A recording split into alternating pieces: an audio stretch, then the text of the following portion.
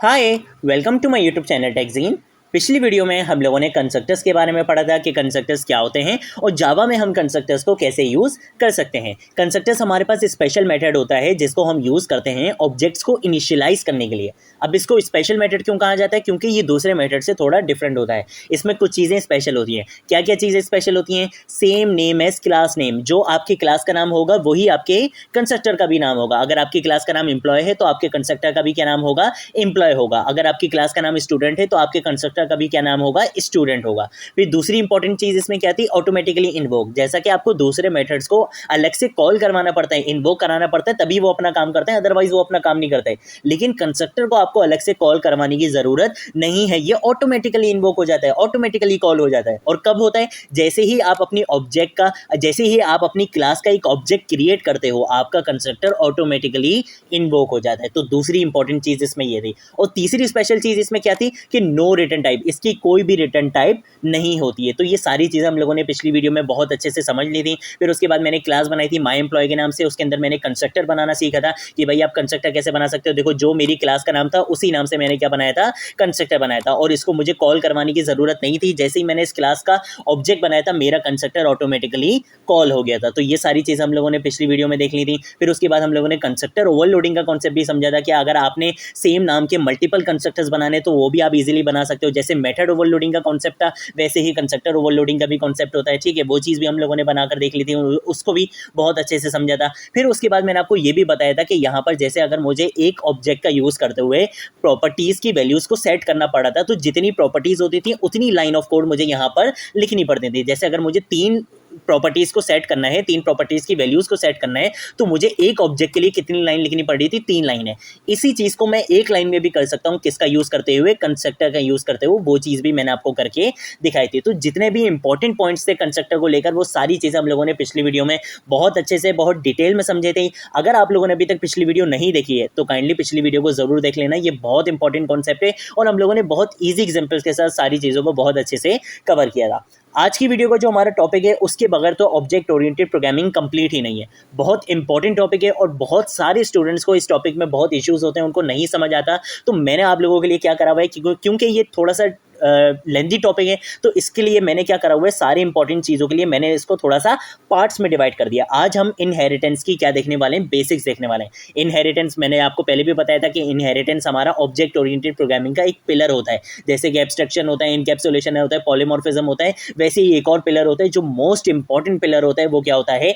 Inheritance होता है। तो आज हम किसके बारे में पढ़ने वाले हैं? इनहेरिटेंस के बारे में पढ़ने वाले हैं। और आने वाली वीडियोज़ में भी हम इनहेरिटेंस से रिलेटेड बहुत सारे एडवांस टॉपिक भी पढ़ेंगे, बहुत सारे इंपॉर्टेंट टॉपिक्स भी पढ़ेंगे जो अक्सर इंटरव्यू क्वेश्चंस में भी पूछ लिए जाते हैं और आपकी ऑब्जेक्ट ओरिएंटेड प्रोग्रामिंग अप्रोच के लिए बहुत ज़्यादा इंपॉर्टेंट है वो इनहेरिटेंस के कॉन्सेप्ट। तो हम आने वाली वीडियोज़ में उनको भी कवर करेंगे। आज की वीडियो में हम इनहेरिटेंस को बिल्कुल बिगिनर फ्रेंडली वे में बेसिक से समझेंगे। ठीक है, कि इनहेरिटेंस क्या होती है, कैसे करी जा सकती है, क्या क्या चीज़ें होती हैं इनहेरिटेंस में, वो सारी चीज़ें आज हम कवर करने वाले हैं। तो मैंने एक यहाँ पर पैकेज बनाया हुआ है माई जावा ट्यूटोरियल के नाम से, और इस पैकेज के अंदर मैंने एक फाइल बना ली है inheritance.java।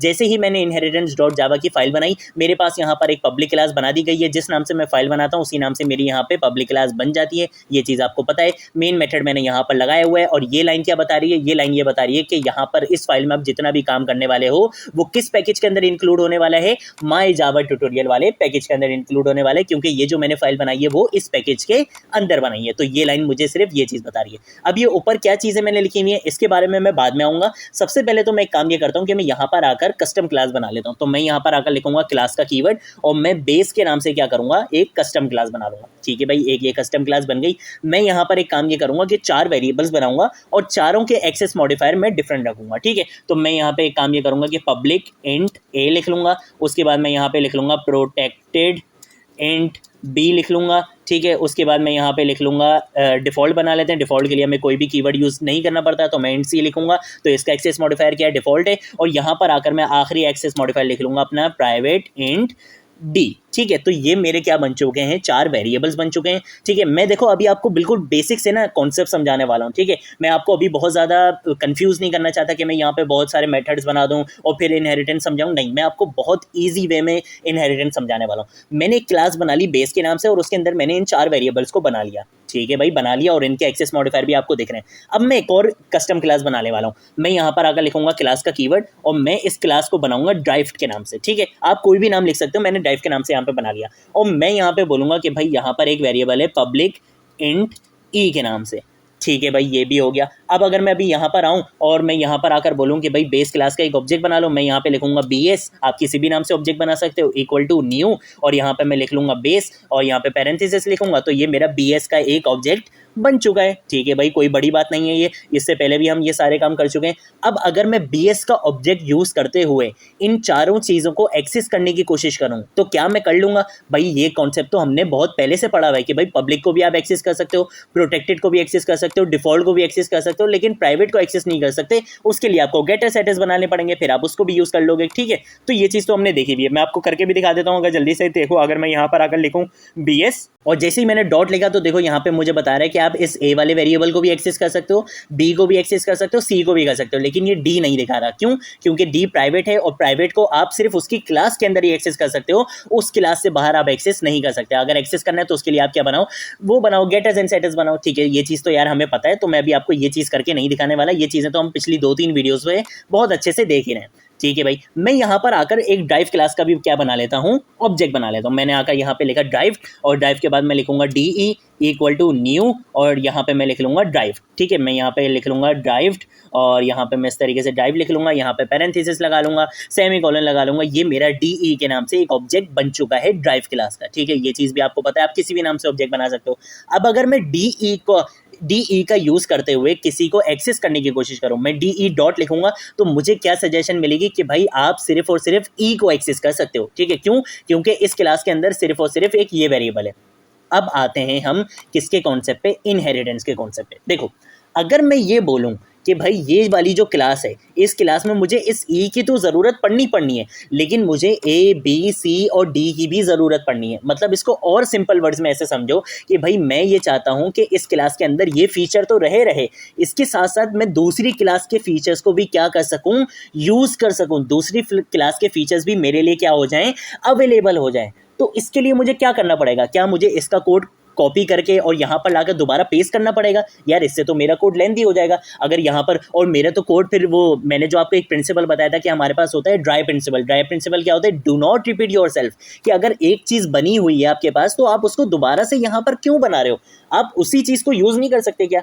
भाई अगर मेरे पास एक मोबाइल एप्लीकेशन बनी हुई है और मुझे क्या करना है, 1 महीने बाद उसमें नया फीचर ऐड करना है, तो क्या मैं दोबारा से उस मोबाइल एप्लीकेशन को बनाऊंगा, या मैं क्या करूंगा, उस मोबाइल एप्लीकेशन के सारे फीचर्स को इनहेरिट करते हुए क्या करूंगा, उसमें एक नया फीचर क्या कर दूंगा, ऐड कर दूंगा। तो मैं दोबारा से तो सारा काम नहीं करूंगा ना। इसी कॉन्सेप्ट को कहा जाता है री इन्वेंशन, कि जो चीज़ आपके पास बनी हुई है ना, आप उसका यूज़ करते हुए क्या करो, न्यू चीज़ें बना सकते हो। लेकिन जो चीज़ें बनी हुई है उसी को वापस बनाने में अपना टाइम वेस्ट नहीं करो।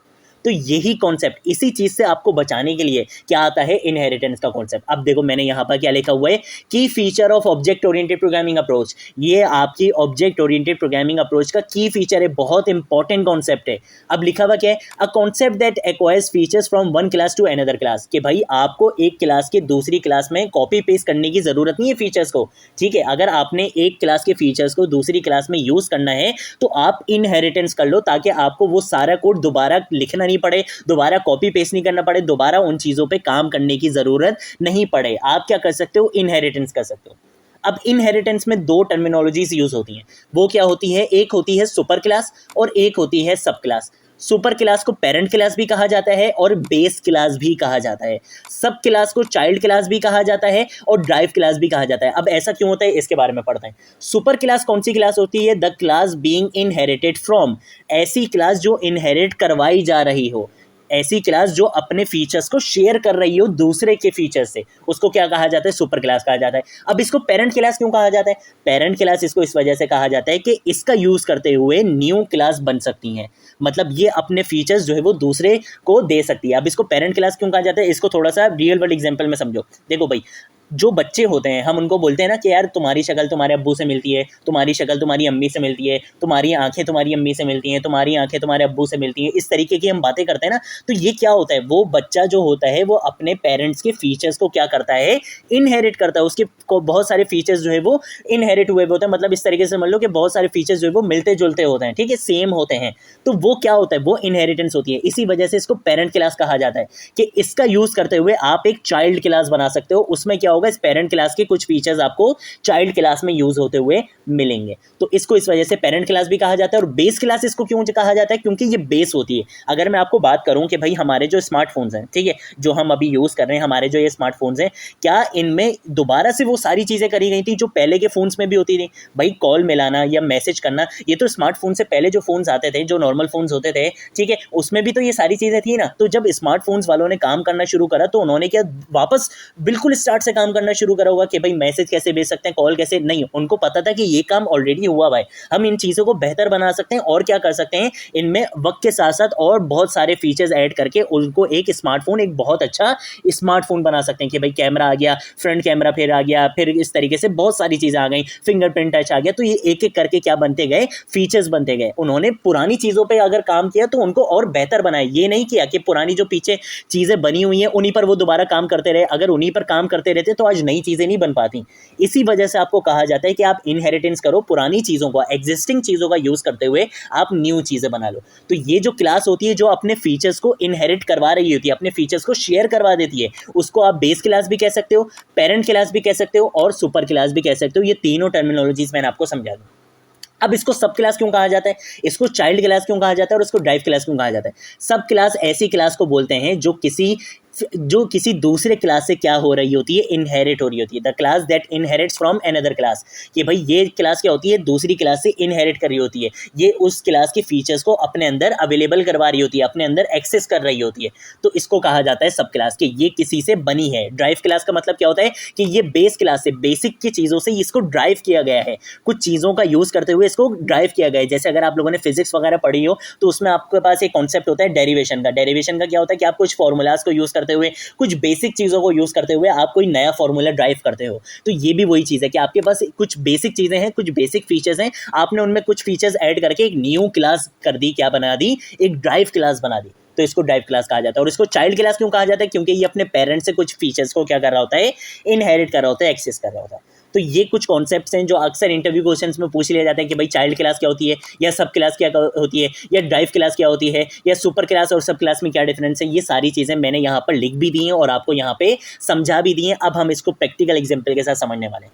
मैं ये चाहता हूँ कि भाई ये जो ड्राइव क्लास है ना, ये जो ड्राइव क्लास है, ये इसको तो एक्सेस करे, इसके साथ साथ ये वाली इस क्लास के अंदर जितने भी फीचर्स हैं वो इस क्लास के लिए अवेलेबल हो जाएं। आई रिपीट, अवेलेबल हो जाए। मैं ये नहीं बोल रहा कि एक्सेस कर सके या नहीं। एक्सेस का कॉन्सेप्ट कहाँ पर आएगा, एक्सेस मॉडिफायर बताएगा। भाई ये वाला ये ड्राइव क्लास का ऑब्जेक्ट एक्सेस कर सकता है या नहीं, वो तो इसका एक्सेस मॉडिफायर बताएगा कि भाई एक्सेस मॉडिफायर बताएगा कि भाई इस क्लास को एक्सेस कर सकते हो नहीं। लेकिन अगर मैंने इस क्लास को इस क्लास से इनहेरिट करवा दिया तो इस क्लास के अंदर जितने भी फीचर्स होंगे वो इस क्लास के लिए अवेलेबल हो जाएंगे। एक्सेस कर सकते हैं या नहीं वो एक्सेस मॉडिफायर बताएगा, लेकिन अवेलेबल इसके लिए हो जाएंगे। ठीक है, तो इस कॉन्सेप्ट को समझना कि अवेलेबल सारी चीजें हो जाएंगी, बस एक्सेस कर सकते हैं या नहीं वो एक्सेस मॉडिफायर बताएगा। तो अब इनहेरिटेंस कैसे करवाते हैं ये समझते हैं। मैं ये चाहता हूं कि ये ड्राइव क्लास इस क्लास के फीचर्स को क्या कर सके, इनहेरिट कर सके, यूज कर सके। तो मैं क्या करूंगा, इस क्लास के आगे एक वर्ड यूज करूंगा, एक्सटेंड्स का। एक्सटेंड्स का मतलब होता है इनहेरिट हो जाओ।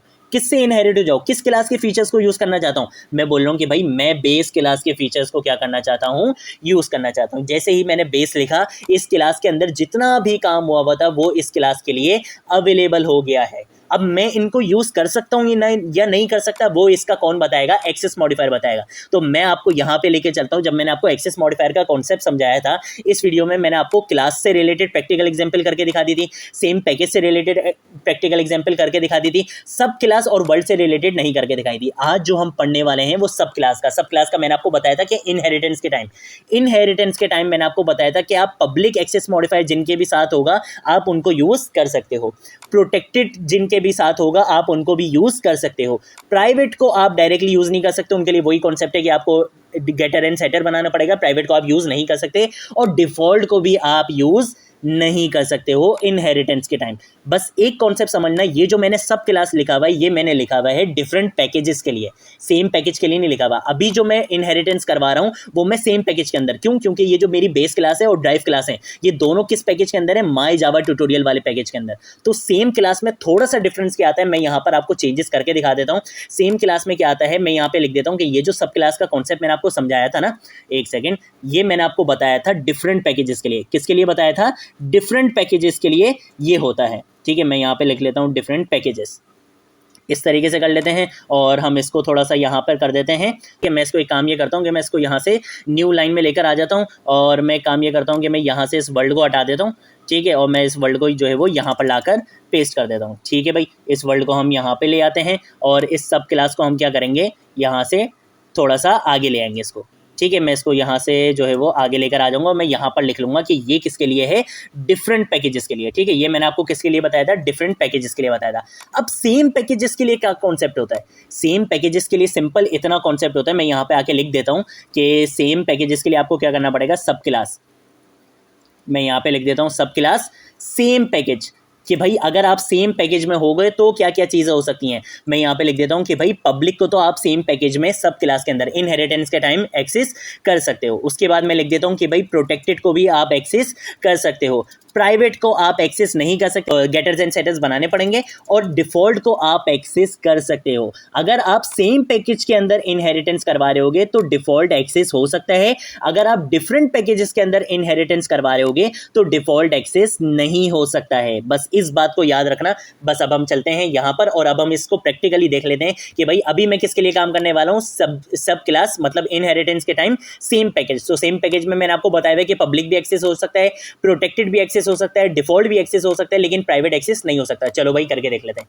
मैंने क्या बोला, मैंने जैसे ही यहाँ पर इनहेरिटेंस करवाई तो इसके अंदर के सारे फीचर्स मेरे पास यहाँ पे अवेलेबल हो चुके हैं। अब मैं ड्राइव क्लास के ऑब्जेक्ट के थ्रू किन किन चीज़ों को एक्सेस कर सकता हूँ वो मुझे एक्सेस मॉडिफायर बताएंगे। मैं डीई लिखूंगा, डीई के बाद मैं जैसे ही लिखूंगा डॉट, ये बोल रहा है कि आप ए को भी एक्सेस कर सकते हो, बी को भी कर सकते हो, सी को भी कर सकते हो और ई को भी। ई तो इस क्लास में ऑलरेडी है तो यार इसको तो एक्सेस कर सकते हैं हम, ये तो हमें पता है, लेकिन ये बता रहा है कि अब आप ए को भी एक्सेस कर सकते हो, बी को भी कर सकते हो, सी को भी कर सकते हो, जबकि ए बी और सी इस क्लास के अंदर नहीं है। ये किसके अंदर है? ये बेस क्लास के अंदर है। तो इसका मतलब है कि इनहेरिटेंस हो चुकी है और ए बी सी को मैं एक्सेस कर सकता हूं। क्यों कर सकता हूं? क्योंकि ए का एक्सेस मॉडिफायर क्या है? पब्लिक, बी का एक्सेस मॉडिफायर क्या है? प्रोटेक्टेड, सी का एक्सेस मॉडिफायर क्या है? डिफॉल्ट। प्राइवेट, इसको डी को मैं एक्सेस नहीं कर सकता क्योंकि इसका एक्सेस मॉडिफायर क्या है? प्राइवेट है। तो यहां पर मैंने यही चीज आपको बताई है कि अगर आप सेम पैकेज के अंदर इनहेरिटेंस करवाओगे तो आप पब्लिक को भी एक्सेस कर सकते हो, प्रोटेक्टेड को भी कर सकते हो, डिफॉल्ट को भी कर सकते हो, लेकिन प्राइवेट को एक्सेस नहीं कर सकते। तो देखो यहां पर मैंने जैसे ही यहां पे आके लिखा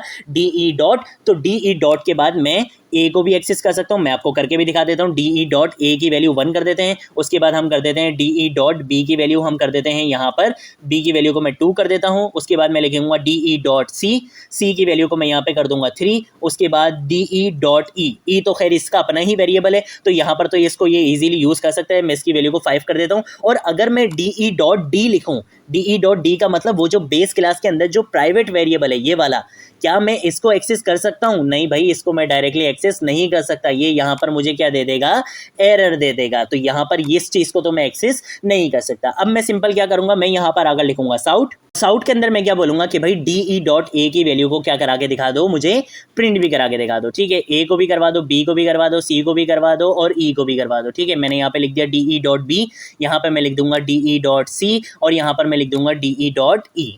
ठीक है, ये डी के नीचे मुझे एरर दे रहा है, ये बोल रहा है the field base is not visible. भाई इसको आप एक्सेस नहीं कर सकते। क्यों एक्सेस नहीं कर सकते? क्योंकि डी का जो एक्सेस मॉडिफायर है वो प्राइवेट है। इनहेरिटेंस के टाइम आप प्राइवेट चीज़ों को एक्सेस नहीं कर सकते। अगर आप एक्सेस करना चाहते हो तो आप इसके लिए क्या बनाओ? गेटर एंड सेटर बनाओ। तो इसके लिए अभी हम गेटर एंड सेटर भी बना के देखेंगे। अभी के लिए मैं इसको यहाँ से कॉमेंट कर देता हूँ ताकि हम इजीली अपना प्रोग्राम चलाकर देख सकें। तो देखो अब मैं ए को भी एक्सेस कर सकता हूँ, बी को भी एक्सेस कर सकता हूँ, सी को भी एक्सेस कर सकता हूँ। ये तीनों वेरिएबल मेरी ड्राइव क्लास के अंदर नहीं है, लेकिन मैंने इसको बेस क्लास से क्या करवा दिया? इनहेरिट करवा दिया। मुझे वहां पर वो चीजें दोबारा बनानी नहीं पड़ी। मैं उनको बगैर दोबारा बनाए भी मैं इनको यूज कर सकता हूं। किसका कॉन्सेप्ट यूज करते हुए? इनहेरिटेंस का कॉन्सेप्ट यूज करते हुए। तो अब मैं क्या करूंगा, मैं अपने प्रोग्राम को रन करूंगा तो मेरे पास ए बी सी और ई की वैल्यू आ जाएगी आराम से। ठीक है, तो मैं इसको यहाँ पे कर देता हूँ रन। और जैसे ही देखो मैंने यहाँ पे रन करा तो मेरे पास ए की भी वैल्यू आ गई, बी की भी वैल्यू आ गई, सी की भी आ गई और ई की भी आ गई। ई की तो आनी थी क्योंकि भाई इस क्लास के अंदर है तो इसको तो हम एक्सेस कर ही सकते हैं। लेकिन इंपॉर्टेंट चीज क्या थी कि इन 4 वेरिएबल्स को मैंने इस क्लास के अंदर नहीं बनाया, मैंने बनाया हुआ इसको बेस क्लास के अंदर था और मैंने इनहेरिटेंस का कॉन्सेप्ट यूज करते हुए इस क्लास के ऑब्जेक्ट से उसके फीचर्स को एक्सेस कर लिया। ठीक है, पब्लिक भी हो सकता है, प्रोटेक्टेड भी हो सकता है, डिफॉल्ट भी हो सकता है, लेकिन प्राइवेट नहीं हुआ क्योंकि उसके लिए मुझे क्या बनाना पड़ेगा, गेटर सेटर बनाना पड़ेगा। तो चलो मैं गेटर सेटर भी बना लेता हूं ताकि मैं आपको करके दिखाऊं कि भाई मैं प्राइवेट को भी एक्सेस कर सकता हूं। तो सबसे पहले मैं क्या करूंगा, मैं यहां पर आकर लिखूंगा पब्लिक, पब्लिक के बाद मैं लिखूंगा यहां पर वॉइड, क्योंकि मैं सेटर बना रहा हूं, इसकी कोई भी रिटर्न टाइप नहीं होती है। और मैं यहां पर आकर लिखूंगा सेट डी। ठीक है, सेट डी के नाम से मैंने एक सेटर बना लिया डी के लिए और मैंने इसको बोला कि भाई जब भी मैं तुम्हें कॉल करूंगा तब मैं तुम्हें एक आर्ग्यूमेंट पास करवाऊंगा, वो होगा इंटीजर टाइप का। तो तुमने क्या करना है, तुमने उस इंटीजर टाइप को किस में कॉपी करवाना है, मैं बोलूंगा कि एक्स में तुम उसको कॉपी करवा देना। उसके बाद मैं ये बोलूंगा कि भाई ये जो डी वाला जो ये जो मेरा प्राइवेट है ना, प्राइवेट एलिमेंट है, इसके अंदर तुमने क्या करना है, इस एक्स वाली वैल्यू को असाइन करवा देना है। तो ये मैंने सेटर बना लिया। अब एक चीज है जो अक्सर हो सकता है आपके जहन में आई हो और इसके बारे में हम आगे चल के भी डिटेल में बात करेंगे, सिर्फ मैं अभी थोड़ा सा इस बारे में आपको आइडिया दे देता हूं। अगर मैं यहां पर भी क्या कर दूं, डी कर दूं, ठीक है, और यहां पर भी मैं डी कर दूं इसको, तो अभी मेरे पास एरर तो नहीं आएगा लेकिन मेरा प्रोग्राम चलेगा नहीं, क्योंकि जावा यहां पे क्या हो जाएगा, कंफ्यूज हो जाएगा। अब कंफ्यूज क्यों होगा, क्योंकि यहां पर आप भी कंफ्यूज हो जाओगे।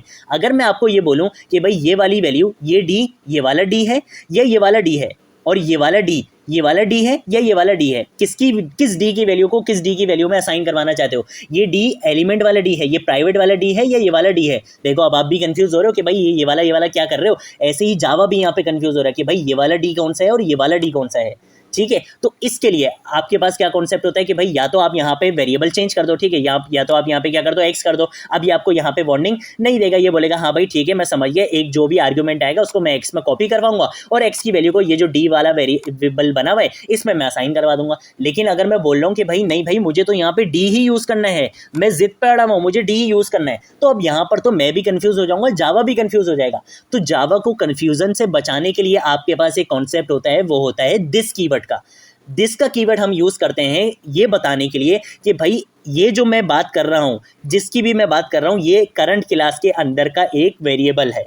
ठीक है, अगर मैं यहां पर आकर लिख दूं दिस डॉट डी तो अब ये कंफ्यूज नहीं होगा। देखो यहां से येलो लाइन जा चुकी है, अब ये कंफ्यूज नहीं हो रहा। क्यों नहीं हो रहा, क्योंकि दिस का कीवर्ड इस वजह से हम यूज करते हैं। दिस का कीवर्ड ये बताता है कि भाई जिस करंट क्लास के अंदर मैं हूं उसके अंदर डॉट डी का मतलब है कि एक डी नाम का एक वेरिएबल बना हुआ है। तो ये डी ये वाला डी नहीं है, तुम इसको ये डी नहीं समझना। दिस डॉट डी ये बता रहा है कि भाई करंट क्लास के अंदर क्या है, एक वेरिएबल बना हुआ है डी नाम से, मैं इस डी की बात कर रहा हूं। तो अब देखो अब जावा कंफ्यूज नहीं हो रहा। तो दिस का कीवर्ड के बारे में हम आगे चल के भी डिटेल में बात करेंगे, 1-2 वीडियोस के बाद ही आ जाएगा दिस और सुपर का कीवर्ड, हम उस पर अलग से वीडियो में बात करेंगे। ठीक है, लेकिन अभी के लिए मैंने आपको बता दिया ताकि आप कंफ्यूज ना हो या आपके पास कुछ एरर वगैरह ना है, आप कंफ्यूज ना हो जाओ। ठीक है, तो इस वजह से मैंने आपको बता दिया कि आप यहाँ पे दिस का कीवर्ड यूज कर सकते हो ताकि जावा यहाँ पर कंफ्यूज ना हो। दिस का कीवर्ड सिंपल ये बताता है कि भाई जिस करंट क्लास के अंदर, जिस क्लास के अंदर आप अभी हो उस क्लास के अंदर एक वेरिएबल बना हुआ है इस नाम से, इसके अंदर वैल्यू को असाइन करवा दो किस इस डी को। ठीक है, तो अब ये कंफ्यूज नहीं हो रहा। तो हमने यहाँ पे सेटर बना लिया, अब मैं जल्दी से यहाँ पे गेटर भी बना लेता हूँ। तो मैं यहाँ पे आगे लिख लेता हूँ पब्लिक वॉइड, और वॉइड नहीं मुझे यहाँ पे लिखना पड़ेगा इंट, क्योंकि गेटर क्या करता है, रिटर्न करता है। तो मैं यहाँ पे लिखूंगा गेट आईडी के नाम से क्या करूंगा, एक यहाँ पे गेटर बना लूंगा और इसके अंदर मैं बोलूंगा कि भाई जब भी मैं तुम्हें कॉल करूंगा तुमने रिटर्न में मुझे क्या देना है, दिस डॉट डी लिखूंगा। यहाँ पे मैं क्या लिखूंगा, दिस डॉट डी। तो ये क्या करेगा, मुझे रिटर्न में डी को रिटर्न करवा देगा। ठीक है, अगर सिंपल डी भी लिखोगे तब भी मसला नहीं है, लेकिन दिस डॉट डी लिखो, ये ज्यादा अच्छी प्रैक्टिस रहती है कि आप दिस का कीवर्ड यूज करो। तो मैंने यहाँ पर क्या बना ली है, गेटर सेटर बना ली है डी के लिए। अब अगर मैं इस डी डॉट ई डी को डायरेक्टली एक्सेस करने की कोशिश करूंगा तो ये मुझे नहीं करने देगा। ठीक है, ये यहाँ पे मुझे क्या दे देगा, एरर दे देगा। ये बोलेगा कि भाई प्राइवेट चीजों को आप ऐसे एक्सेस नहीं कर सकते, आपको क्या करना पड़ेगा, इसका गेटर सेटर यूज करना पड़ेगा। तो सबसे पहले मैं यहाँ पे लिखूंगा डीई डॉट के बाद मैं लिखूंगा सेट आईडी लिखूंगा। यहाँ पर सेट आईडी लिखने के बाद मैं ये बोलूंगा कि भाई आईडी को क्या सेट करवा दो, 4 सेट करवा दो। ठीक है, और उसके बाद मैं क्या करूंगा, मैं यहाँ पे सेमीकोलन लगाने के बाद मैं यहाँ पे लिखूंगा साउट, और साउट के अंदर मैं ये बोलूंगा कि भाई डी डॉट गेट आईडी वाला मेथड को क्या करो, कॉल करवा लो। तो अब ये क्या करेगा, गेट आईडी, आईडी में मैंने क्या वैल्यू सेट करवाई है, 4 सेट करवाई, तो ये 4 को रिटर्न करवा देगा। एक सेकंड, डी शायद कैपिटल है तो मैं इसको यहाँ पे कैपिटल कर देता हूँ, मैंने कैपिटल बनाया था। एक मिनट, सेट डी है तो मैंने यहाँ पे सेट आईडी लिख दिया इसको, इस वजह से ये मसला कर रहा है। सेट डी है यहाँ पे और यहाँ पे गेट डी है, ठीक है, मैंने गेट डी ही लिखा है, ऊपर भी देख लेता हूँ मैं, गेट आईडी लिख दिया मैंने, इसको गेट डी है यहाँ पे, ठीक है। तो मैंने इसको यहाँ पे सही कर लिया। तो अब ये क्या करेगा, यहाँ पर सेट भी कर देगा डी को और यहाँ पे गेट भी कर देगा, किसको, डी को गेट कर देगा। तो अब अगर मैं इस प्रोग्राम को रन करूंगा तो मेरे पास डी की भी वैल्यू सेट हो जाएगी और डी की वैल्यू को मैं गेट भी करवा लूंगा। अब देखो, ड्राइव के लिए जो मैंने ये सेटर गेटर जो बनाया है डी के लिए, वो भी मैंने बेस क्लास के अंदर बनाया है, लेकिन ड्राइव का ऑब्जेक्ट यूज करते हुए मैं इन सेटर गेटर को एक्सेस कर सकता हूं। क्यों कर सकता हूं, क्योंकि मैंने क्या कर ली है, यहाँ पर इनहेरिटेंस कर लिए। इनहेरिटेंस का मतलब होता है कि इस क्लास के जितने भी फीचर्स हैं, चाहे वो मेथड्स हो, प्रॉपर्टीज हो, कुछ भी हो, वो सारी चीजें इस क्लास के लिए अवेलेबल हो जाएंगी और इसको मैं एक्सेस कर सकता हूं, क्योंकि जो मैंने गेटर सेटर बनाया है वो उसका एक्सेस मॉडिफायर क्या रखा है, मैंने पब्लिक रखा है। तो इजीली मैंने गेटर और सेटर का यूज करते हुए अपने प्राइवेट, जो बेस क्लास के अंदर मेरा प्राइवेट वेरिएबल बना हुआ था, मैंने उसकी वैल्यूज को सेट भी कर दिया और उसकी वैल्यू को मैंने गेट भी कर लिया है, ठीक है। तो देखो मेरे पास यहाँ पे 4 आ चुका है। ये 4 कहाँ से आ रहा है, ये जो मैंने अपना प्राइवेट डी को, जो मैंने प्राइवेट जो डी था उसको मैंने यहाँ पे सेट भी करवा दिया और गेट भी करवा दिया। तो ये मेरे पास 4 यहाँ से आ रहा है और 1 2 3 5 मेरे पास कहाँ से आ रहा है, यहाँ से आ रहा है, ठीक है। तो ये सारी चीज़ें आप लोग देख चुके हो कि इस तरीके से हम क्या कर सकते हैं, इनहेरिटेंस करवा सकते हैं। एक क्लास के फीचर्स को दूसरी क्लास के फीचर में हमें कॉपी पेस्ट कराने की या बार बार दोबारा बनाने की ज़रूरत नहीं है, उनको हम ईजिली यूज़ कर सकते हैं। तो एक चीज़ तो हमने यहाँ पर देख ली कि आप सेम पैकेज के अंदर जब आप इनहेरिटेंस करवाते हो, सब क्लास का यूज करते हो, तो आप पब्लिक को भी एक्सेस कर सकते हो, प्रोटेक्टेड को भी एक्सेस कर सकते हो, डिफॉल्ट को भी एक्सेस कर सकते हो, लेकिन आप इसको प्राइवेट को एक्सेस नहीं कर सकते हो, ठीक है। तो आप पब्लिक को भी एक्सेस कर सकते हो, प्रोटेक्टेड को भी एक्सेस कर सकते हो, प्राइवेट को एक्सेस नहीं कर सकते, डिफॉल्ट को भी एक्सेस कर सकते हो। अब हम देखेंगे कि डिफरेंट पैकेजेस के अंदर इनहेरिटेंस कैसे होती है और उसमें हम यहाँ पर डिफॉल्ट को एक्सेस नहीं कर पाते। ये बात यहाँ पे लिखी हुई है कि आप डिफॉल्ट को एक्सेस नहीं कर पाते। तो अब हम देख लेते हैं कि भाई डिफॉल्ट को एक्सेस क्यों नहीं कर पाते। जब भी हम डिफरेंट पैकेजेस में इनहेरिटेंस की बात करते हैं तो इसका मतलब ये होता है कि एक क्लास होगी इस पैकेज के अंदर, माई जावा ट्यूटोरियल नाम के पैकेज के अंदर, और ये जितनी भी क्लासेस हैं ये किसके अंदर है, डिफॉल्ट पैकेज के अंदर, मतलब दूसरे पैकेज के अंदर है, माई जावा ट्यूटोरियल वाले पैकेज के अंदर नहीं है। तो अब मैं क्या करूंगा, मैं सबसे पहले यहां पर आता हूं और मैं एक काम ये करता हूं कि मैं यहां एसआरसी को सिलेक्ट करूंगा और इस एसआरसी को सिलेक्ट करने के बाद मैं एसआरसी के अंदर, ठीक है, एसआरसी के अंदर एक न्यू फाइल बनाऊंगा और मैं इस फाइल का नाम यहां पे रख लेता हूं कैट, ठीक है, कैट डॉट जावा, ठीक है। अब मैं आपको देखो प्रैक्टिकल एग्जांपल के साथ समझाने वाला हूं, ठीक है। कैट डॉट जावा के नाम से मैंने एक फाइल बना ली। ये किसके अंदर है, ये दूसरे पैकेज के अंदर है, ये माई जावा ट्यूटोरियल वाले पैकेज के अंदर नहीं है। देखो मेरे पास यहाँ पे पब्लिक क्लास बनकर आ चुकी है, लेकिन यहाँ पे वो पैकेज वाली लाइन लिखकर नहीं आ रही है। क्यों नहीं आ रही, क्योंकि ये माई जावा ट्यूटोरियल वाले पैकेज के अंदर नहीं है। ये क्लास मैंने एक क्लास मैंने यहाँ पर बना ली है दूसरे पैकेज में, और एक क्लास में बना लूंगा इस माई जावा ट्यूटोरियल वाले पैकेज के अंदर, और इसके अंदर मैं बना लेता हूँ एनिमल डॉट जावा के नाम से मैं एक यहाँ पे क्लास बना लेता हूं। तो मैंने यहां पर एक क्लास बना ली है।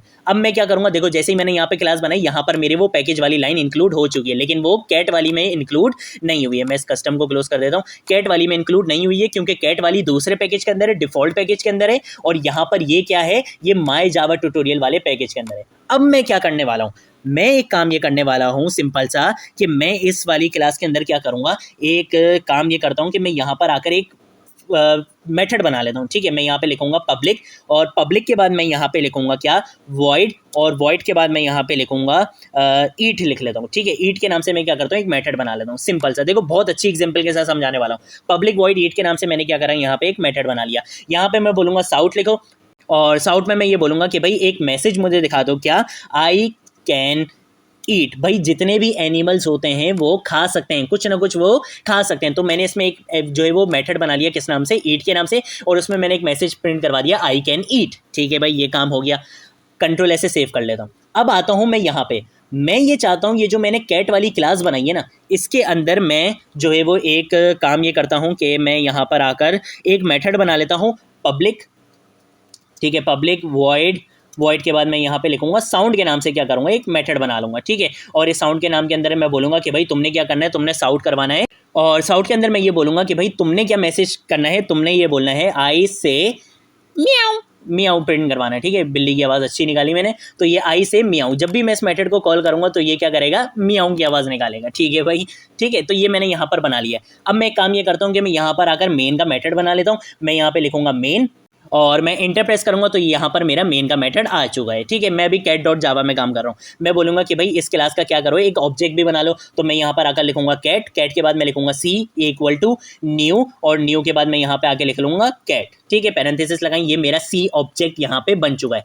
अब अगर मैं सी डॉट लिखूं, जैसे ही मैं डॉट लिखूंगा तो ये यहाँ पे मुझे सजेशन दे रहा है कि भाई आप ये साउंड वाले मेथड को क्या कर सकते हो, कॉल करवा सकते हो। तो मैंने ये साउंड वाला मेथड तो यहाँ पे कॉल करवा लिया। ठीक है, अब अगर मैं इसको भी रन करूंगा तो मेरे पास क्या आ जाएगा, आई से मियाऊ आ जाएगा।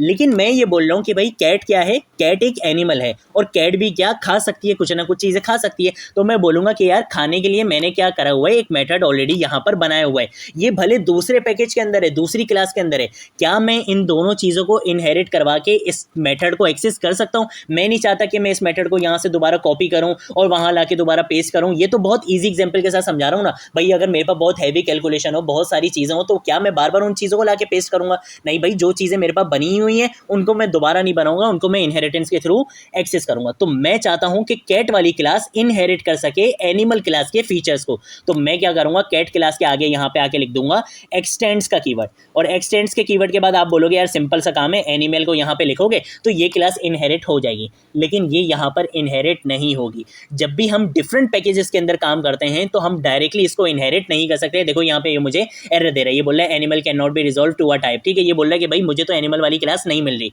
क्योंकि ये इस पैकेज के अंदर ही ढूंढ रहा है। और ये वाली जो एनिमल वाली क्लास है वो किस पैकेज के अंदर है, माई जावा ट्यूटोरियल वाले पैकेज के अंदर है। तो सबसे पहले मुझे वो पैकेज क्या कराना पड़ेगा, इंपोर्ट कराना पड़ेगा। तो मैं यहाँ पर आकर लिख दूंगा क्या, मैं इसको यहाँ पे आके लिखूंगा एक लाइन, वो लाइन क्या लिखूंगा, इंपोर्ट।